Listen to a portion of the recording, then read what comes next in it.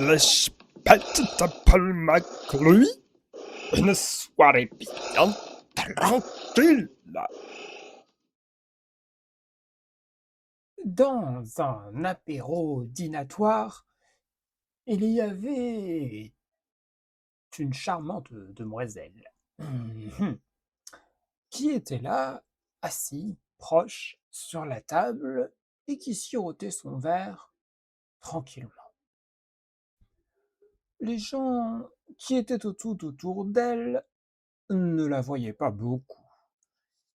Ils étaient trop occupés, préoccupés par leur propre verre, leur propre table, leur propre conversation.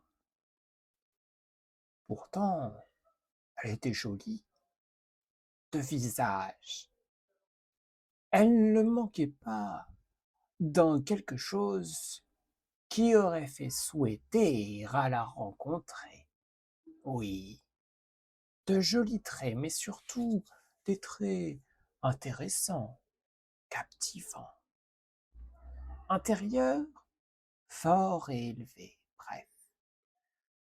Elle avait tout pour que les inconnus viennent vers elle. Mais bizarrement, personne ne venait. Tous les gens étaient occupés, comme je l'ai dit, par leur propre table et leur propre conversation. Fait tout à fait inhabituel. Déjà, quand un homme est beau, les femmes tournent leur regard vers lui. Bon, elles ne vont pas jusqu'à lui parler, la plupart du temps, et même presque tout le temps. Mais ça n'empêche qu'il s'y trouve des échanges de regards, de captations, de recherches, bref, de choses. Et quand c'est une femme, une fille, une femme, une fille, une femme, n'en parlons pas.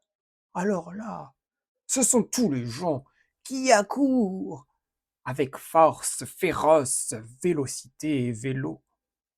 Vélo et trottinette. Roll, roll, roll. Mademoiselle, quelques mots juste, quelques mots. Un numéro de téléphone.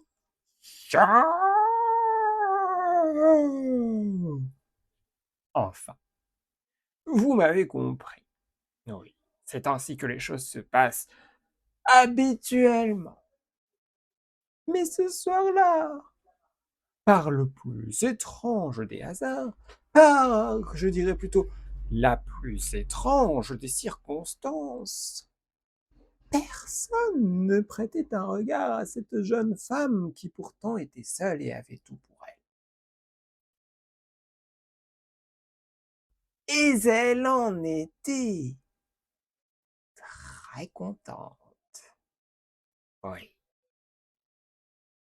Elle se reposait de cela profondément et profitait de ces instants, de ces rares instants dans sa vie de femme qu'elle savait qu'il ne se reproduirait pas souvent, pour observer, voir, faire partout autour d'elle, émanciper ses regards et ses traits de corps de lune dans l'atmosphère et l'entour environnant des choses. Tel garçon aux cheveux longs, tel garçon aux cheveux courts, telle fille qui semblait avoir des problèmes, tel enfant qui demande quelque chose à son papa qui ne la regarde pas, telle horloge qui tourne, tel serveur qui semble avoir mal aux pieds, tel autre qui a l'air un brin rigolard et goguenard. Elle voyait tout et profitait de tout du fait qu'on ne la voyait pas. Et c'est bien là le privilège des gens que personne ne regarde. De pouvoir tout voir, tout observer, tranquillement, en simplicité et repos de soi. Tel un miroir, partout à l'intérieur de soi. Telle une multitude de miroirs qui sont son soi et qui peuvent réfléchir toutes les choses autour. Miroir extérieur de la surface des choses, mais surtout les miroirs intérieurs, ceux dans lesquels, finalement, on plonge dans le miroir la goutte et le liquide du miroir pour vivre toutes les réalités intérieures et non visibles sur la surface extérieure.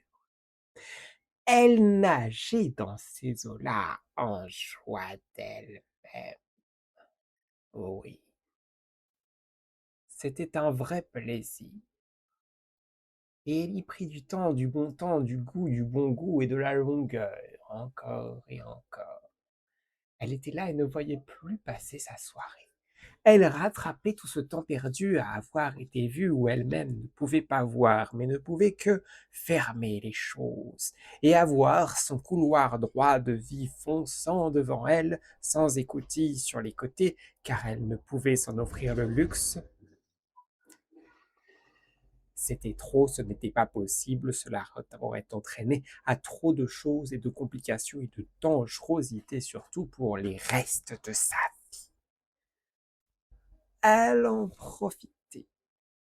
Ici, par là, le vendredi le nom, le rire et des paroles, des mots et des pensées qui lui faisaient traverser les siennes propres. Conversation de serveurs et de bulles, puis d'hommes savants, toujours parlant.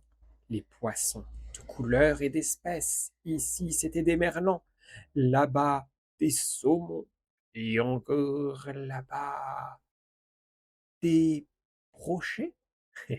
Peut-être bien.